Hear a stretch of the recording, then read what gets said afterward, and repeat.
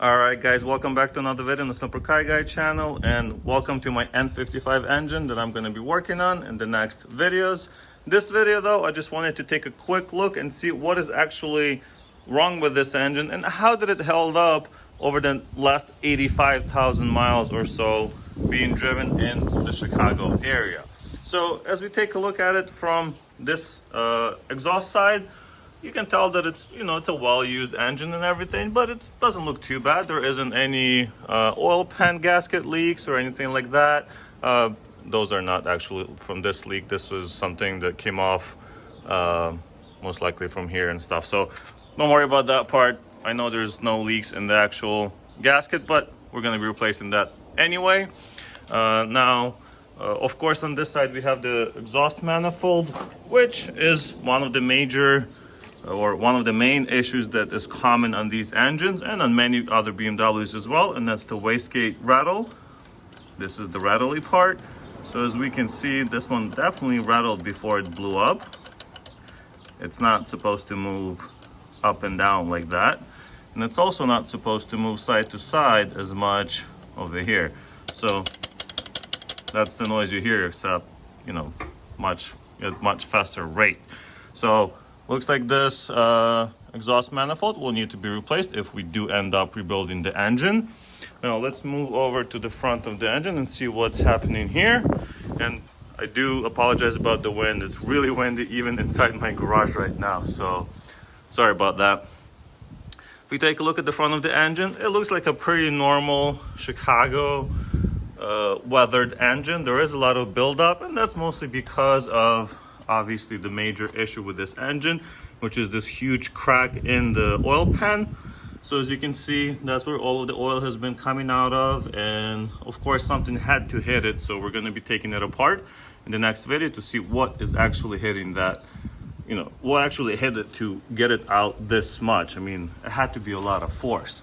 So I believe that a lot of this gunk on the engine is due to the oil being kind of spritzed everywhere and the dirt being caught onto it, right? So if we take the balancer, I believe this is called the balancer, I'm not really sure.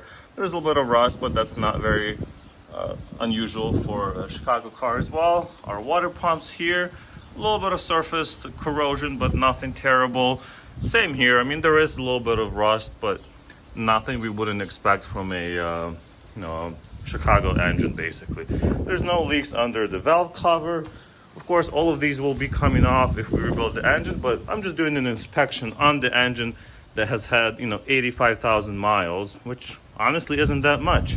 So now we're gonna take a look at the oil filter housing. That looks pretty good too. There's no leaks, nothing that jumps out at me. And of course, if you guys do see anything while I'm going through the engine, please do let me know. It's very important for me, so I can I can fix those things before I put it back in the car, if I do end up rebuilding the engine. All right, so we're on the intake side of the engine now, just taking a look and seeing what can we see here.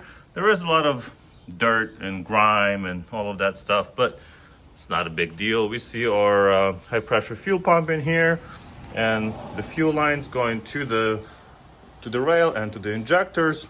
All of that seems to be working pretty well. We can also take a look at our X-drive system. So that's the front differential. All the seals were in fairly good condition. Couldn't complain about that. There's no leaks in this seal also, although on the other side we did have a little bit of a leak, so we're gonna have to be replacing that as well. All right, taking a look here, I did notice a kind of a strange issue here when I had that plate. I don't know the name of it. That was here. It was slightly uneven, but I'm not really sure if that's, what that could be. We're gonna have to kind of do a little bit more tests to see. Another very common issue on these direct injection engines is the carbon buildup. And as you can see, actually, let me grab a little light so we can see better.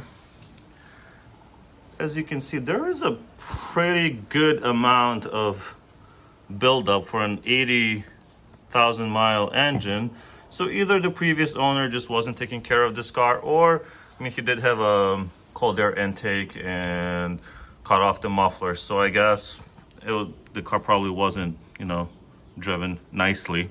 And of course, if we take a look at cylinder 1, which is the one that has all of the issues, there is a lot of buildup on that one, which is pretty surprising to me, the amount of buildup on this engine.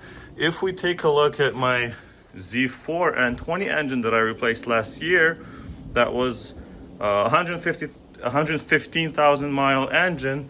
Let's go ahead and take a look at that engine real quick. If we take a look at that one, there's not nearly as much buildup. That's just a little bit of sand, don't worry about it. Not nearly as much buildup, at least in my eyes. And this engine is 115 or 14,000 miles.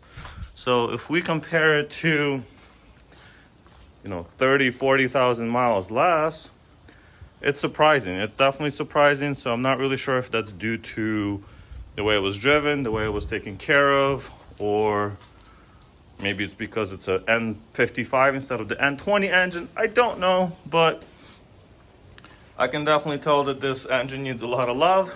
So in the next video, guys, I'm going to be taking it all apart to see what is actually wrong with it and whether it's rebuildable. I'm very excited about this project, so stick with me, guys. Don't forget to leave your comment. Let me know what you think of this engine. Like the video, subscribe to the channel, and I will see you guys in the next one.